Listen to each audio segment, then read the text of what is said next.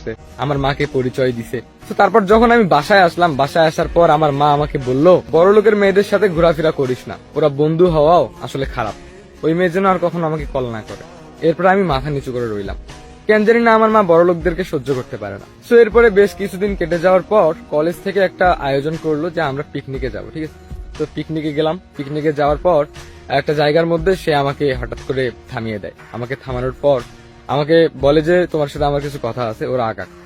তারা সবাই কিছু দূর আগাই গেল। হ্যাঁ, এরপরে সে আমাকে বললো যে দেখো, কলেজে ঠিক মতো কারোর সাথে মিশিও না, আমি যা কথা বলি শুধু তোমার সাথেই কথা বলি। দেখো, আমার তোমাকে খুব ভালো লাগে, আমি তোমাকে ভালোবেসে ফেলছি, প্লিজ তুমি কি আমাকে অ্যাকসেপ্ট করবে? তুমি কি প্লিজ আমাকে সুযোগ দিবে তোমার লাইফ পার্টনার হওয়ার জন্য? তো আমি সঙ্গে সঙ্গে থমকে গেলাম, বললাম যে আরে তুমি তুমি এসব কি বলতেছো? তুমি কোথায় আর আমি কোথায়?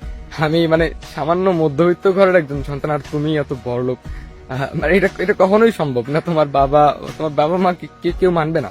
তখন সে বলল, ধুর, আমি যেটা বলি সেটাই বাসায় হয়, ঠিক আছে? আমি যদি তোমার কথা বলি তাহলে বাবা মা 100% তোমাকে মেনে নিবে, তুমি ওগুলো নিয়ে টেনশন করো না। তারপরে সে আমার হাত ধরে টানতে টানতে নিয়ে যায় ফুচকা খাওয়ার জন্য। এরপরে আমিও আর বেশি কিছু ভাবিনি, ভাবছি হয়তো সে যদি মানিয়ে নিতে পারে তাহলে হয়তোবা হবে। আসলে তাকেও যে আমার ভালো লাগে এটা তো আমি তাকে কখনো বলিনি। তো তারপরে একটা সময় আমিও তাকে বললাম যে আই লাভ ইউ টু।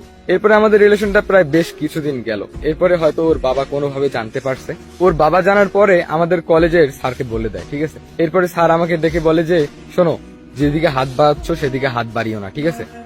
ফল ভালো হবে না। ওর বাবা কিন্তু খুব ডেঞ্জারাস। এরপরে আমি স্যারের সামনে চুপ করে রইলাম। ঠিক সেই সময় সে আসলো। সে এসে বলল যে স্যার, আমি ওকে অনেক ভালোবাসি, এন্ড আপনারা যা ইচ্ছে তাই করুন না কেন, আমি ওকে ছেড়ে দিতে পারবো না। স্যারের মুখে মুখে সেইভাবে বলল। সঙ্গে সঙ্গে স্যার বলল, তোমার এত বড় সাহস, তুমি আমার মুখে মুখে তর্ক করো? সঙ্গে সঙ্গে স্যার তার বাবাকে কল করলো। প্রায় আধা ঘন্টার মধ্যে তার বাবা আসলো 2-3টা ছেলে নিয়ে। এরপরে কলেজের মধ্যে আমাকে খুব মারছে। আমাকে মারার পর তাকে টানতে টানতে কলেজ থেকে নিয়ে গেছে। প্রায় 7-8 বছর পার হয়ে গেল। আমি তার অপেক্ষাতেই, সেই যে চলে গেছে তার আর আমি খোঁজ পাইনি। তার বাসার সামনে প্রায় প্রত্যেকটা দিন যাইতাম, কিন্তু তাকে আমি একটা বারের জন্য দেখতাম না।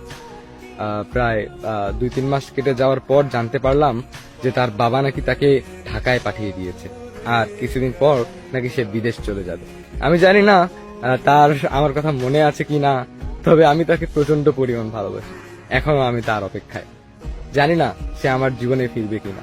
বড় লোকের মেয়ে।